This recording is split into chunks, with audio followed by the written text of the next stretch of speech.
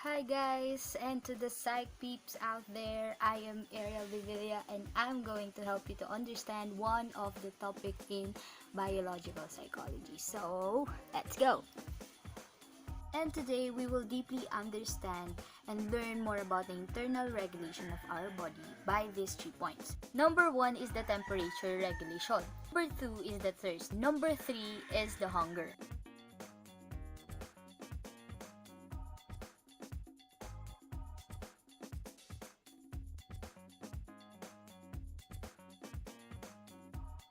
Our human body is made up of a lot of cells that works together, and thus, every part has its own function that are responsible in our daily lives, daily movements, and daily behaviors. The processes by which the body controls its internal environment are collectively called homeostasis. Homeostasis is defined as a psychological equilibrium within a cell or a body.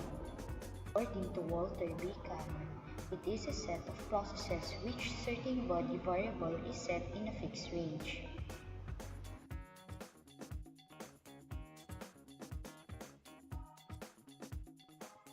The resting system within a cell is called homeostatic regulation. Being a stable internal environment requires constant adjustment as conditions change inside and outside the cell because the internal and external temperature is exchanging. The adjustment should be near in the normal range of temperature of a body. Example for homeostasis in mammals are the regulation of the amounts of water and minerals in the body. This is known as osmoregulation.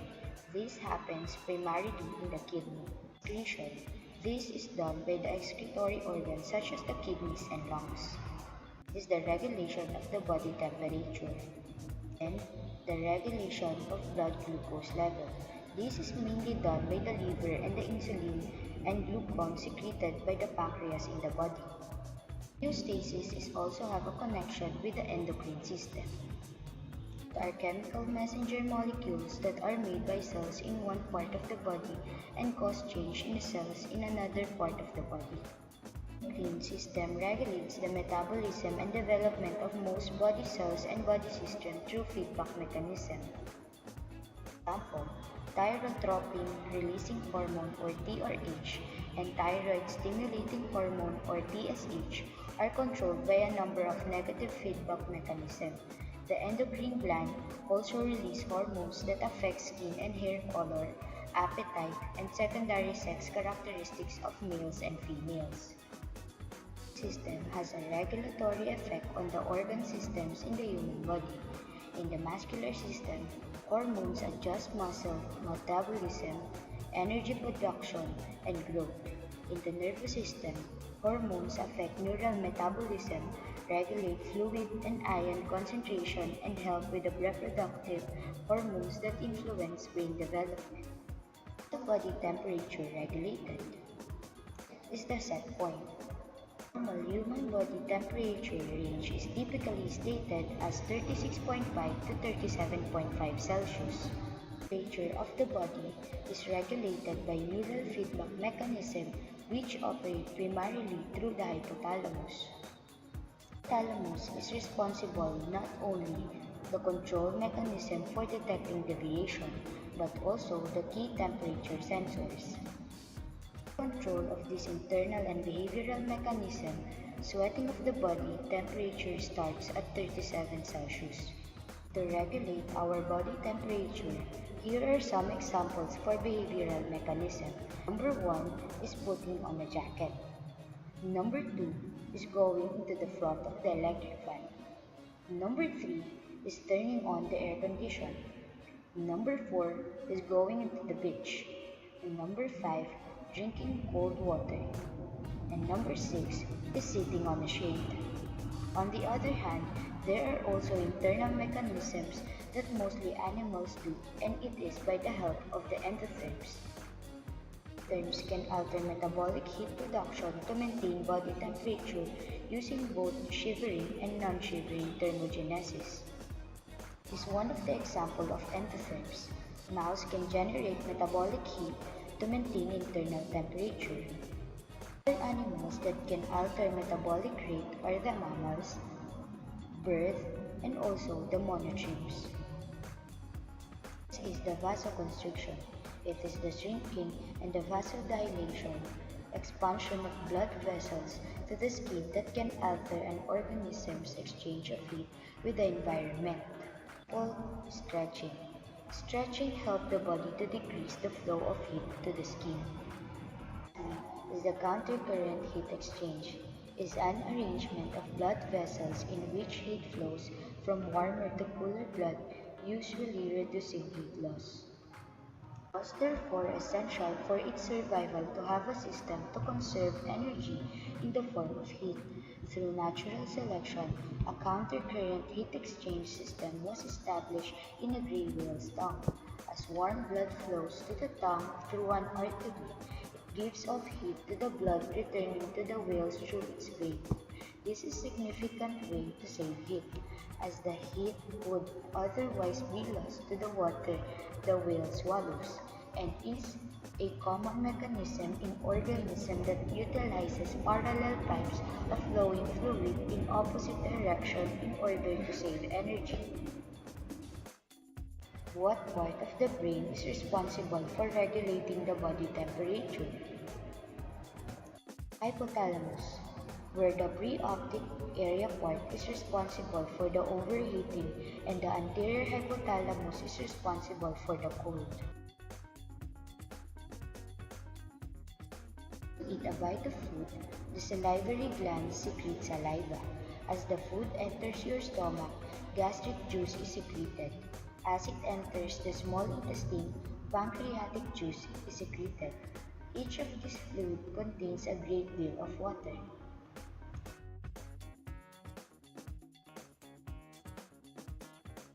Day, there is an exchange of about 10 liters of water among the body's organs.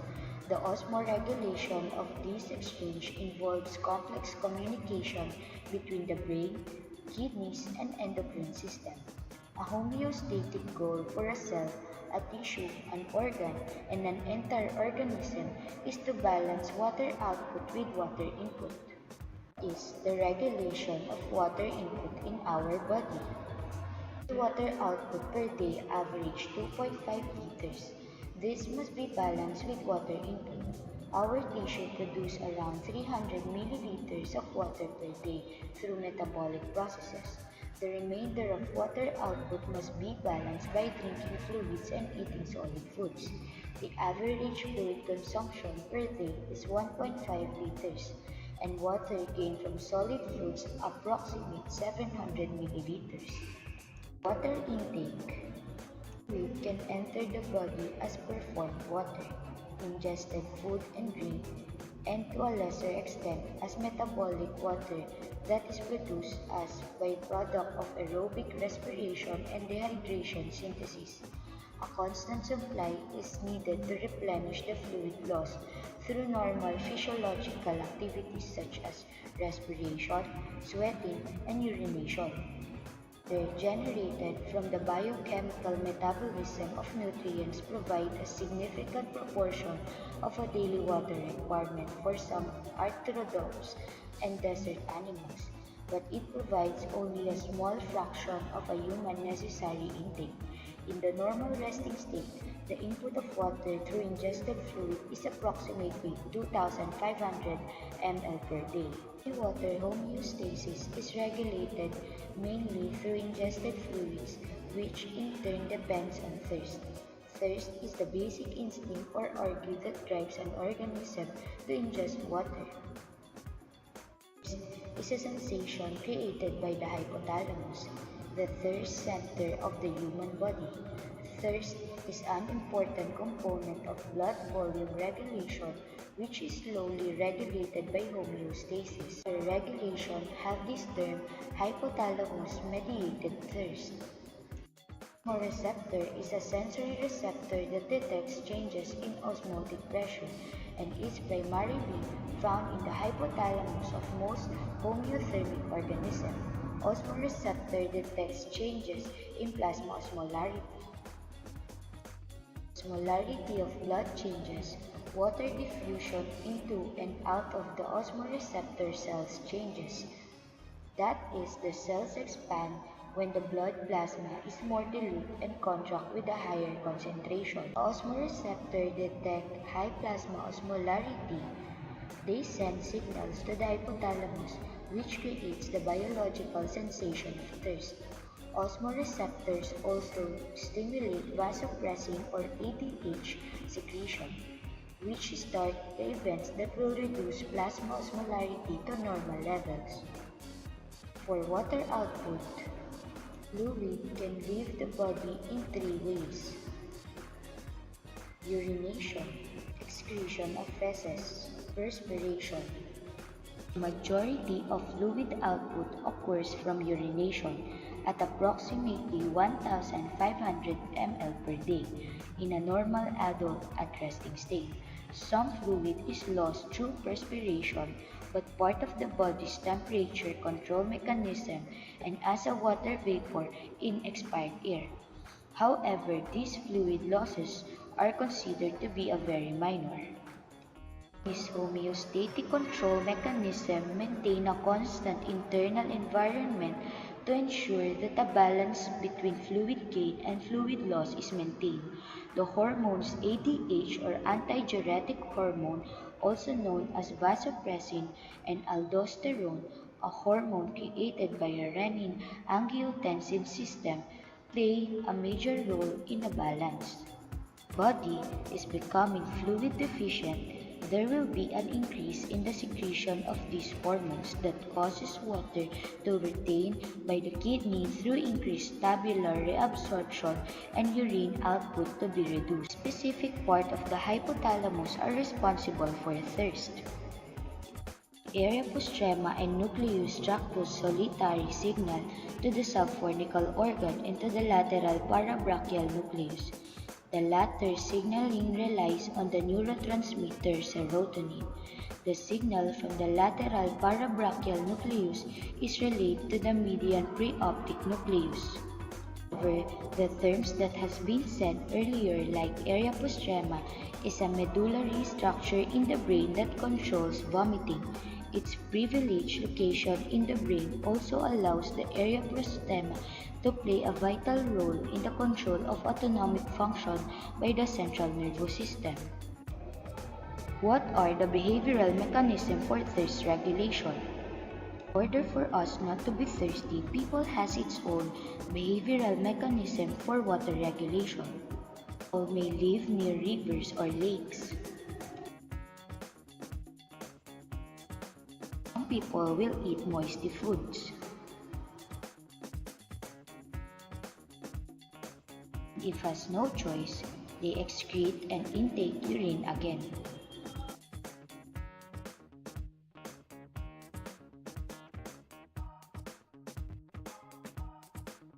Hunger represents the physiological need to eat food. Satiety is the absence of hunger. It is the sensation of feeling full. Appetite is another sensation experienced with eating. It is the desire to eat food. There are several theories about how the feeling of hunger arises. A healthy, well-nourished individual can survive for weeks without food intake, with claims ranging from 3 to 10 weeks. Sensation of hunger typically manifests after only a few hours without eating and is generally considered to be unpleasant. Satiety occurs between 5 and 20 minutes after eating. Hunger is also the most commonly used term to describe the condition of people who suffer from a chronic lack of sufficient food and constantly or frequently experience the sensation of hunger and is discussed in malnutrition. Hunger contractions start to occur in our stomach. They are informally referred to us as hunger pangs. Hunger pangs usually do not begin until 12 to 24 hours after last ingestion of food. A single hunger contraction lasts about 30 seconds and pangs continue for around 30 to 45 minutes. Then hunger subsides for around 30 to 150 minutes. Emotional states may inhibit hunger contractions. Regulation of hunger and food intake involves neural signals from GI tract, blood vessels of nutrients, GI tract hormones, and psychological factors. that the brain uses to evaluate the contents of the gut is through vagal nerve, fibers that carry signals between the brain and the gastrointestinal tract. Stretch receptors work to inhibit appetite upon distension of the GI tract by sending signals along the vagus nerve afferent pathway and inhibiting the hunger center. Gastrointestinal tract is an organ system within humans and other animals which takes in food, digests it to extract and absorb energy and nutrients, and expel the remaining waste of feces. Times when a person feels hungry, they do this some stuff. Used to pick fruits and vegetables in the farm or trees. People will plant fruits and vegetables.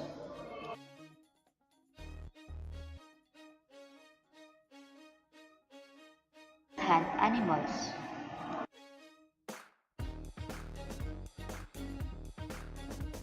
Maybe this is too harsh. People steal foods from the market or stores.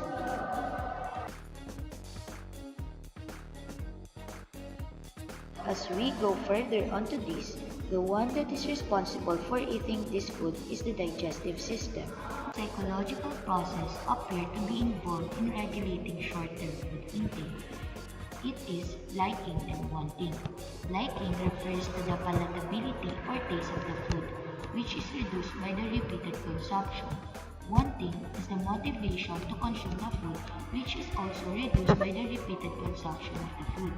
And maybe, due to change in memory-related processes, wanting can be triggered by a variety of psychological processes.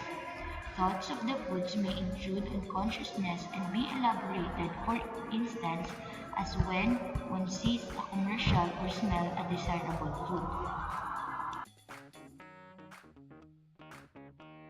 There you go guys, I hope this video can help you. Again, the topic that we discussed is about the internal regulation of our body, including temperature regulation, thirst, and hunger.